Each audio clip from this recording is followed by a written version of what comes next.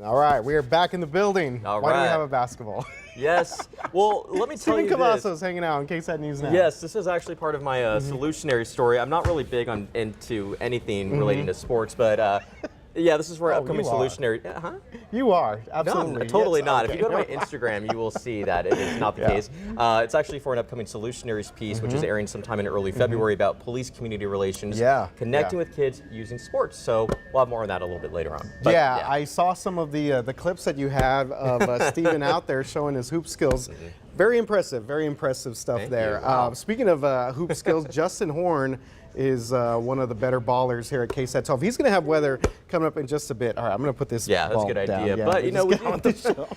you know, you've had a pretty busy week already. Yeah, it's been very busy. Have not been able to be on this show for a couple of days this week. Was out on assignment, including one story yesterday where it was pretty awesome. Got to hang out with some extremely talented canines. Oh, they're showing nice. off their smelling skills for us. These canines are going to the Super Bowl. Wow. Actually, they're doing all the security for the Super Bowl.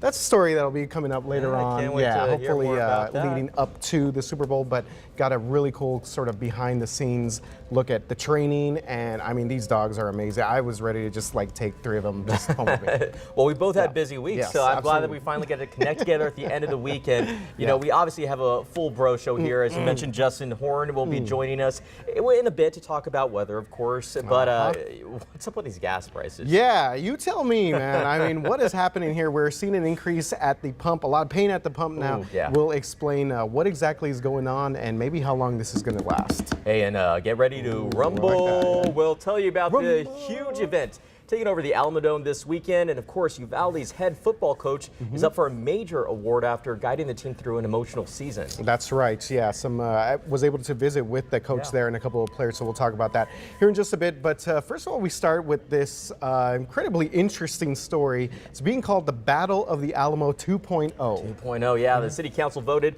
to invoke eminent domain to force the sale of the bar Moses Rose's Hideout, which is located in the area of the proposed $150 million Alamo Visitor Center and Museum. All right, so chances are you've been following this story, trying to figure out what exactly is going on. Okay, so they're not using eminent domain just yet, but city leaders say that they will help negotiate with the bar owner first before they actually pursue that option. Yeah, the city has been collaborating with the Texas General Land Office and the Alamo Trust on a $400 million plan to overhaul Alamo Plaza for years. Okay, so Moses Rose's, of course, is right here in the path of the Visitor Center and Museum.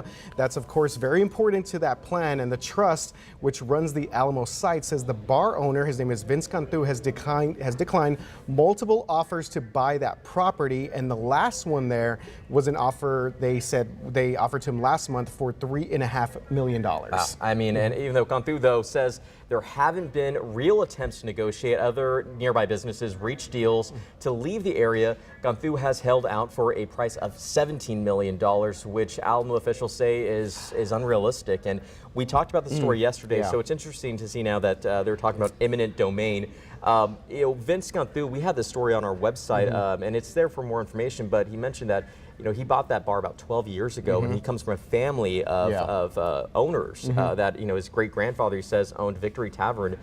So it's, obviously a lot of history there, and not an easy No, answer. definitely not. And I think we did also a preview of this on Sunday.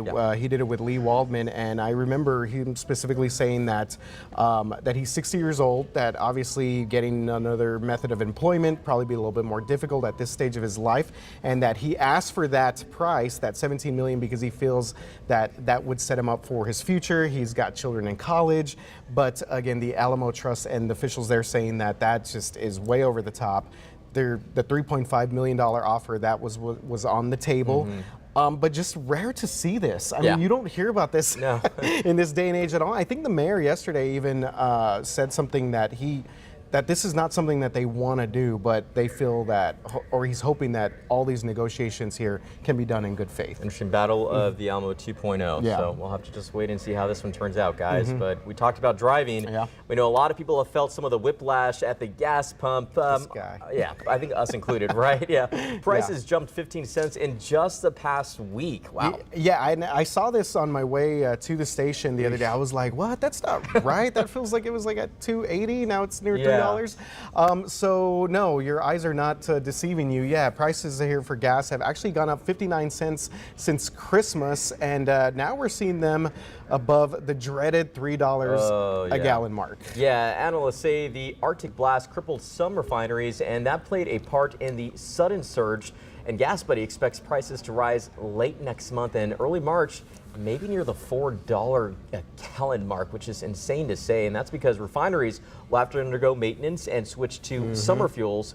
GasBuddy is offering some advice in all of this. Yeah, they say that the cheapest day to fill up in San Antonio is actually on Monday, so keep that in mind. But oh my God, $4. I mean, we kind of went through this. Obviously, was it about this time last year that we were seeing these like super high gas prices? Yeah, and you know, AAA also reports that these gas prices have jumped up more than 8 cents than what we saw on Monday. So we're seeing that increase. It's just, it's like, I hate saying the term pain at the pump, but it really does feel that way every time you have to go fuel up. Yeah, you always feel like you have to scale back on other sort of things, maybe some other entertainment options when you have to go fill up at the gas pump. Yeah. But man, it does not seem like things are going to look good. Yeah, and today's national average, according to AAA, looks to be about $3.50 around the country. And around the state, we're looking at $3.13. And then I think earlier today, we reported this during Good Morning San Antonio.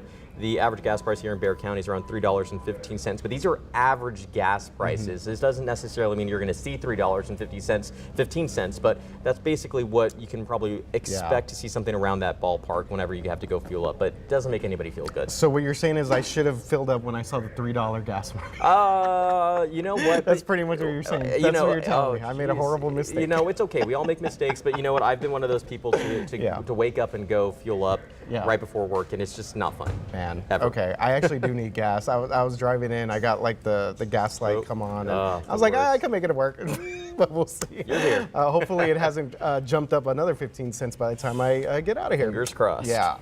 Okay, so moving on to Uvalde now, where the head football coach there is up for a pretty big award. This is an NFL award, and he was nominated for this after navigating the team through what was a pretty difficult season. Yeah, and you mentioned this was also an emotional story. The Coyotes made the playoff last year after taking the field for the community after the tragedy at Robb Elementary. That's right. So the Houston Texans nominated head coach Wade Miller for the NFL's High School Coach of the Year. So each NFL team gets one nomination here, and Coach Miller there in Uvalde was the one there. That's fantastic. And the nomination was for his work on and, of course, off the field and uniting the team and the town after that horrific tragedy. All right, so the winners of these awards, it's one from the NFC side and one from the AFC side. So they get to go to the Super Bowl, and also they get up to $25,000 for their high school. So because he was nominated, Uvalde is going to get at least $1,000 is part of the award just for the nomination. But if he were to win this, then they would get $25,000 total. And this is from like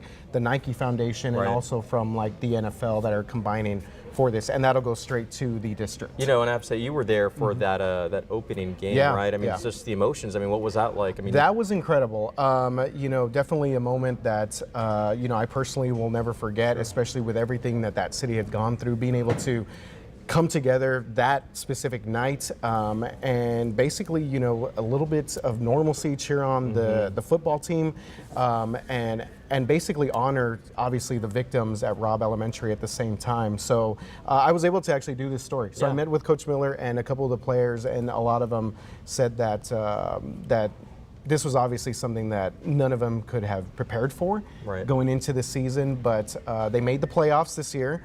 So that was one of their goals, and just the fact that they sort of had to deal with everything else. Obviously the media there, Good Morning America was there Yeah, during that home game as well. So there was just a lot that they had to navigate through. You know, and so we're always rooting for them. So, you know, good outcome, right? Yeah, definitely. So we'll find out about this award.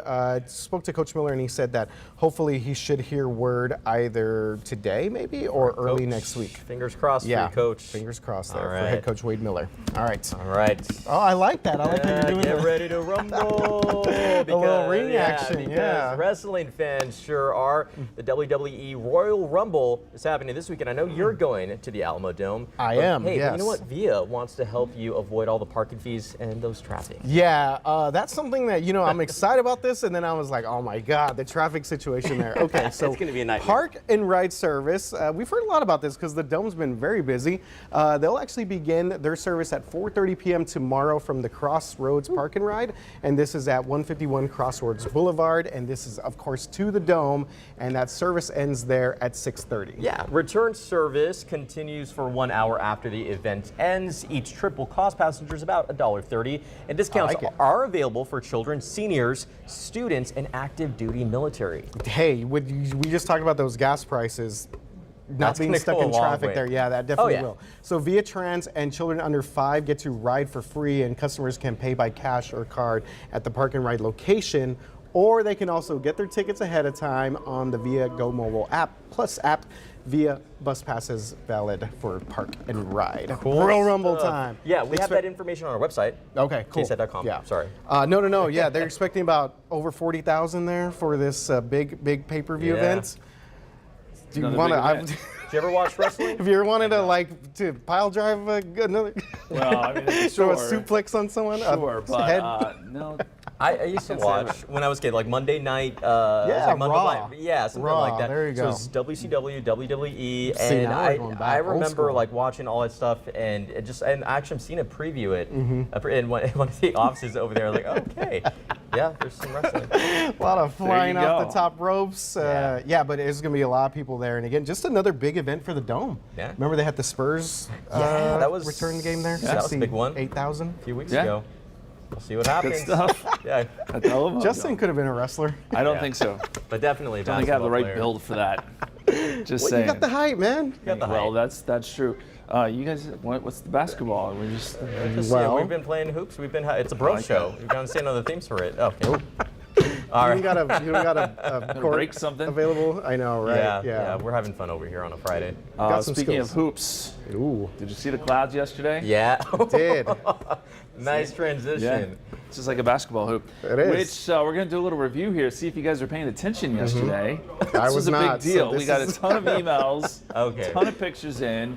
We have a great article on KSAT.com. So, what was the name of these interesting clouds that we saw yesterday? This whole looking thing right here. Were they called blue hole clouds, sinkhole clouds, hole punch clouds, or holy moly clouds? I'm going to go with C because I'm pretty sure Okay. that sounds accurate. Yeah, it's definitely C for sure. That's what I'm thinking. So you guys are paying attention. We were Oh, paying all attention. right. I did I not feel think like I we was did that. when I That's like saw a it. high five right over here. Yeah, we're definitely. paying attention over here. Appreciate you guys. That sounds like a rock band. Hole punch.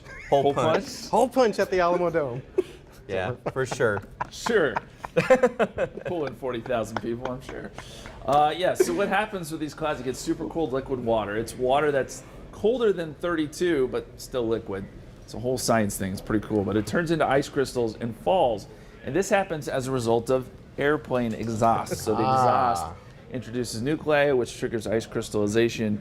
And you get this whole phenomenon where you get a hole, and then you get these kind of wispy-looking clouds coming down through it. Nice. It's really interesting. A lot of people were intrigued by it yesterday. Thought there were aliens. Right, okay, I was gonna say, what were some of the thoughts love on it? that. Love that. UFOs or something like that? Well, it takes exactly the right clouds, and you got to have planes obviously flying through it, the right levels.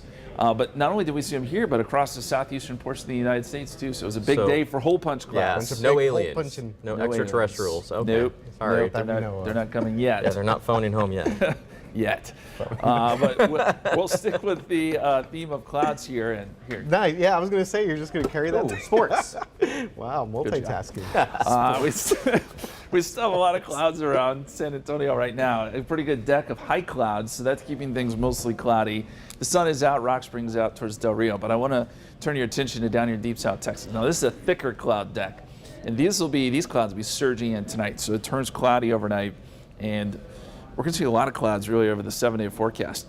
As far as today is concerned, 57 degrees at 2 o'clock, 58 3 p.m. If you're planning out your evening, looks good, but again, cloudy, and temperatures will be on the mild side. Southeasterly winds should be light, 5 to 10 miles per hour. And then as we get into tonight, cloudy, mid-50s. Temperatures don't fall off that much because cloud cover just doesn't really allow it. As we look at our forecast here today, those high clouds continue to move across. And then by 7 p.m., here comes that thicker cloud deck. And then tomorrow morning, drizzle, mist, maybe some fog. It's just going to be a damp start to your Saturday. So keep that in mind. If you're going to be up early, maybe walking the dog, the kid's got a soccer match, it's just going to be kind of that misty, drizzly situation. And I think by the afternoon, there could be a few showers too. This doesn't show much, but there is a small chance of that. By Sunday, we get a little different scenario setting up. So I think we can and will see some sun during the day on Sunday, but we'll be awaiting a frontal boundary. As it moves in, there could be some showers and even a few storms along that. Once it moves through, then it gets much colder, and then that sets the stage next week for cold, cloudy, and potentially rainy. Next week's going to feel a lot like February. Okay. So there is that chance of rain over the weekend. And then as we get into Monday, 49 the high, and that may be generous, 30% chance of showers. Cloudy Tuesday, 40% chance of showers, 48 for high. And then we'll be lucky to get up near 50 on Wednesday, which I think brings our best chance for rain. So we're going to be busy. Good news here is that we need the rain. Yes. I don't know that the amounts will be huge. That's, we just haven't seen that, but any little bit helps, considering we saw some good rain on Monday. So at any rate, a lot busier than it has been for months. Yeah. Well, we were talking about this on earlier in the week Tuesday. I mean, when we had that rain, even though it really was good for us, it was not good on the roadways. But yeah, hopefully we'll see a better situation when Wednesday rolls around. You guys are super busy. Oh yeah. We talked a lot. But it's always good to have. Jackets and umbrellas next week. And turtlenecks. Well, you got those ready to go. I wore 5 turtlenecks this week. This is my 5th one. Yeah. 5? How many do you have? He just has a drawer filled with over there at his desk. Yes. Just pulls it out. I don't know. I may have to do some laundry, obviously, but I'll go see what I can find for next week. All right. Good luck. All right. Thanks, Justin. All right. Anyone? Justin, you big mulcher composter guy? Totally. That's totally a vibe. That came out of left Sounds field. like your Saturday afternoon right there. Probably. Yeah. Well, It's a good idea. Okay, well then you want to know about this. The waste bin of the future is now. yes. The new Mill Kitchen bin shrinks food scraps and turns them into grounds.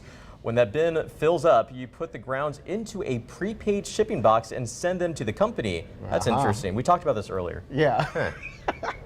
So this is going to cost you about $33 per month. I don't know why, if someone's going to do this. I guess they're really Some interested people in are it. like that. $33 a month? Yeah, okay, see, I saw your reaction. But this is all about like recycling, right? So Yes. like there's a bunch of people here in our newsroom that are really big into recycling. I believe Sarah Costa is one of them. Right. So I could totally see her being like, signing up for this. totally. Yeah, she's really into this stuff. But to be honest, I don't want to box that stuff away. That's gross. It's scraps, uneaten food. Yeah, It's just kind of and gross. basically a big draw for this is that you can mill just any food, including some that aren't suitable for composting, such as meat, dairy, and cooked foods. That's what your dog is for, right? Yeah, well, that's what, hey, you just got a dog, so Your perfect. dog will do the work for you. Justin, you are such a traditional man, and I think that's okay. That's fine. I think this is a great idea. It's just Yeah. a little expensive. Maybe once they I get know. it $33 rolling. bucks. I mean, I don't know. does it play your Spotify music Well, there playlist you too? go. I It mean, should. shoot. I mean, okay. All right. Well, yeah. So we'll see how. You mentioned Sarah Coast. I remember one time she got so disappointed with me because I told her that I use plastic cups because I'm too lazy to wash my own clothes. Oh. Yeah, she was not a fan of that. Sarah. She almost never. We haven't spoken since then. Well, we'll get you on Just the playing. we'll Sarah's get awesome. you on the Yeah. dishwashing bandwagon. Thank So no worries. We'll help you out with that. But thanks for having me. Yeah, definitely. A lot of fun. If you guys are going to be out there and about, just be careful. Of course, Royal Rumble going on and all the cool stuff heading out this weekend here in San Antonio. But good times. Hey, good times. Saw some of your hoop skills. Thanks. Better watch out. Better watch out. Steven's going to be out hitting the courts this Yeah, weekend. look out for me. Yeah, definitely. All right, thanks a lot, guys, for being with us. We'll see you back here Monday at 11 a.m.